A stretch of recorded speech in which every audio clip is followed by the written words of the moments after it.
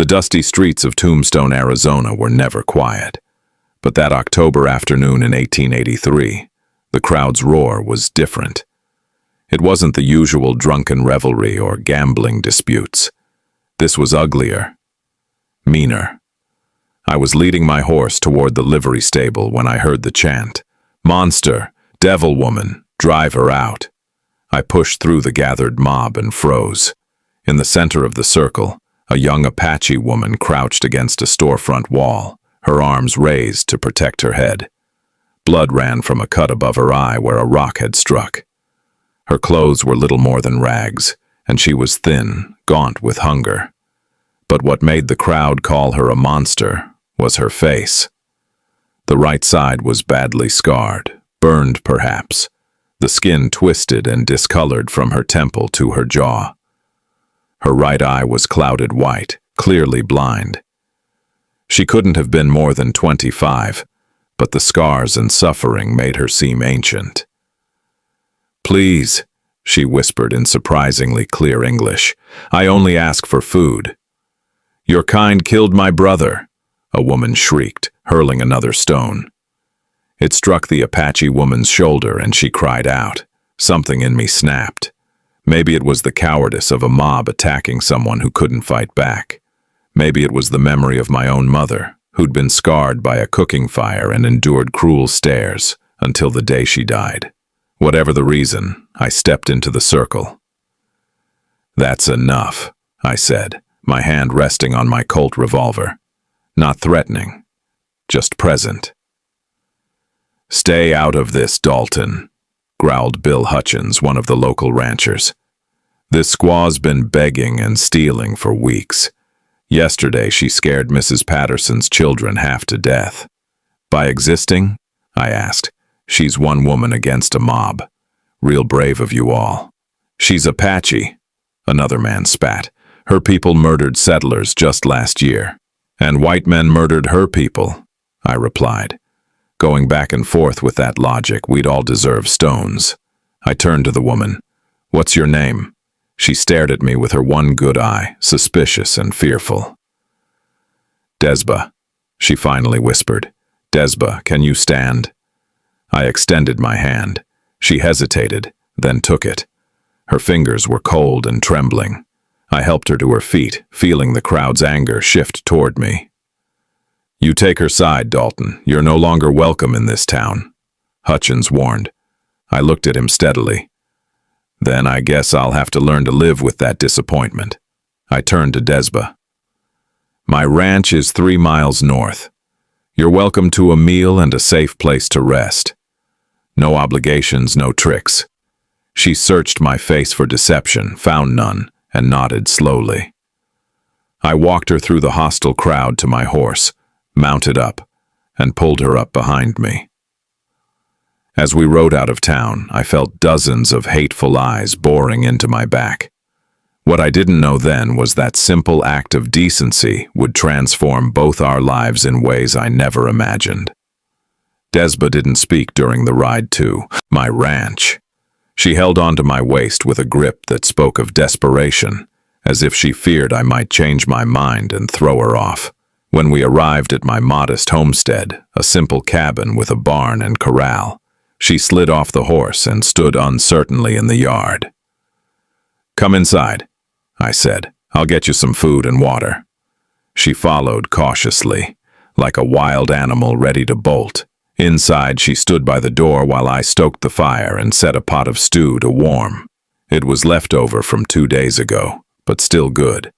I poured her water from the pump, and she drank it like someone who'd been thirsty for days. When the stew was ready, I handed her a bowl. She took it with both hands and ate slowly, deliberately, trying not to seem desperate even though she clearly was. I pretended not to notice, busying myself with cleaning my rifle. "The scars," she said suddenly. Her voice was soft but steady. "You want to know?" "Only if you want to tell me," I replied. She touched the ruined side of her face. 3 years ago, my village attacked by soldiers. They set fire to lodges while we sleep. I tried to save my daughter. Her voice broke slightly. I could not reach her. The burning lodge fell. On me. On her. She paused. She was 4 winters old. The grief in those words hit me like a physical blow. "I'm sorry," I said, knowing how inadequate those words were. "After, my husband say I am cursed. My face frightens him. He cast me out. My people, they believe scars like mine carry bad spirits. They would not let me stay." She looked at me with her one good eye. "For 2 years I walk. I beg. People throw stones, call me demon, monster. You are first person who—" She struggled for the words. "Who see me as human." I set down my rifle. My mother had burns on her face and neck. A cooking accident when I was young. People stared. Children pointed. She used to say the real ugliness was in their hearts, not on her skin. I met Desba's gaze. "You're not a monster. You're a woman who survived hell, and that takes more strength than those cowards in town will ever have." For the first time, tears slid down her scarred cheek.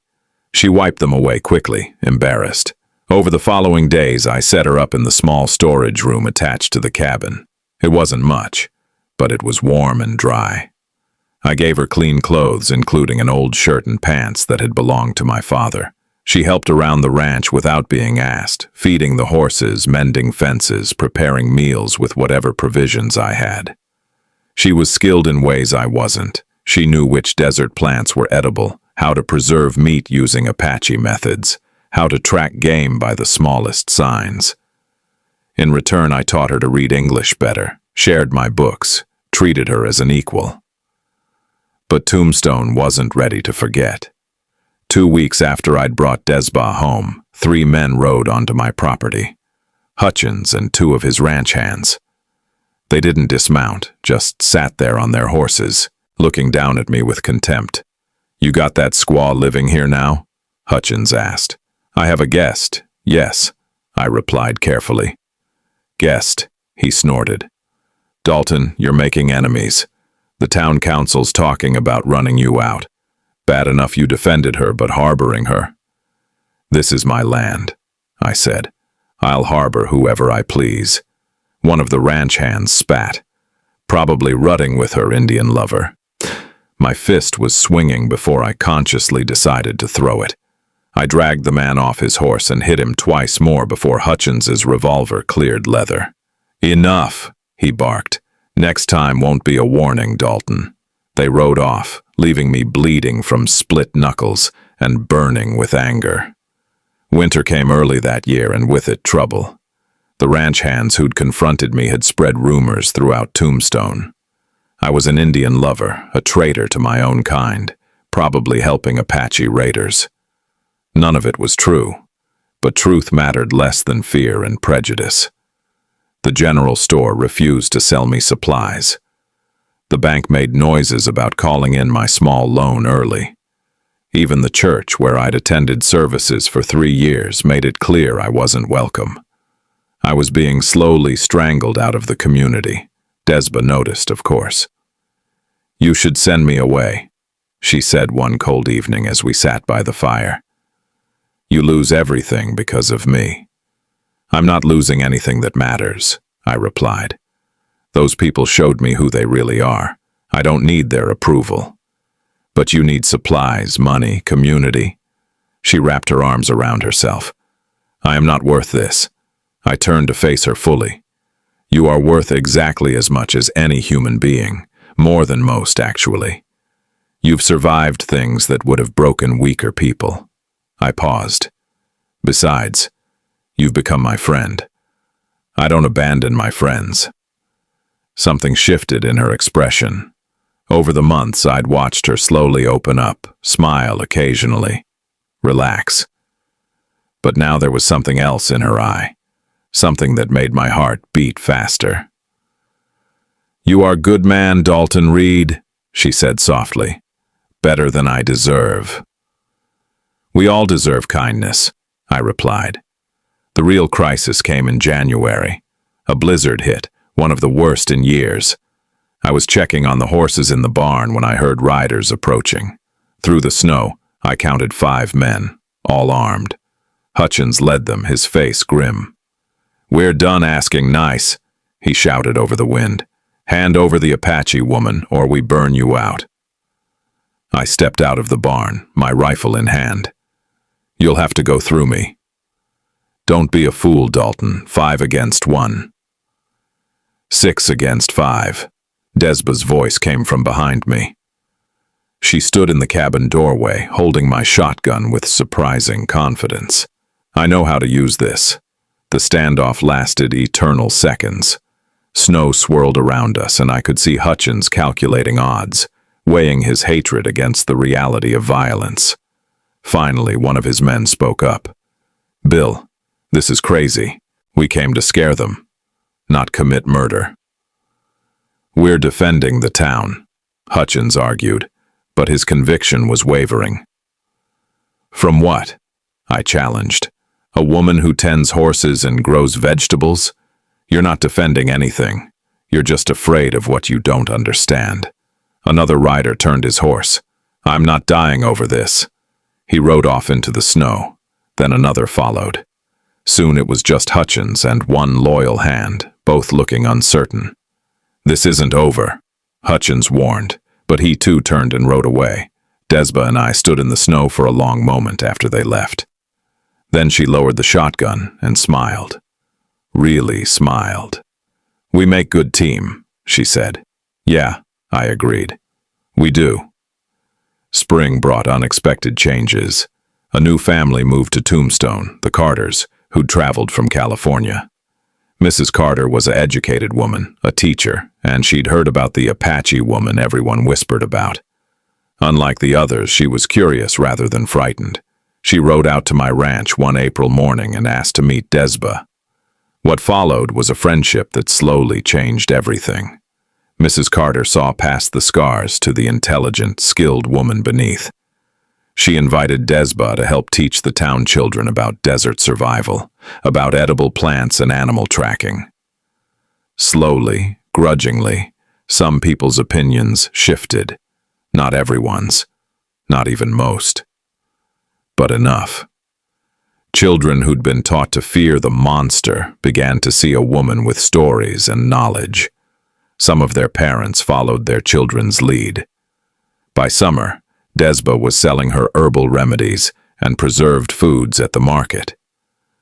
She never forgot the cruelty, but she chose not to let it define her. And I never forgot that I'd almost ridden past that mob, almost let cowardice disguise itself as neutrality. One evening, as we watched the sunset from the porch, Desba took my hand. "When you pulled me from that crowd, you saved my life," she said. "But more than that, you give me back my humanity. You remind me I am person, not monster." "You were always a person," I said. "I just made sure you remembered it." She leaned her head against my shoulder, and I realized that this strange, unexpected companionship had become love. Not despite our differences, but because we'd both learned that real strength lies in defending the defenseless, in seeing humanity where others see only fear. We married that fall, and the town split over it. Some refused to attend. Others, including the Carters and a surprising number of younger families, celebrated with us. It wasn't the approval of everyone, but it was the beginning of change, slow and painful as it was. Years later, when people asked me why I'd risked everything for a stranger, I always gave the same answer. Because looking away from cruelty makes you complicit in it. Because every human being deserves dignity, and because sometimes the people society calls monsters are just people who've survived monstrous things. Desba taught me that scars tell stories of survival, not shame. And our story, born from hatred and stones, became one of the most beautiful things in my life.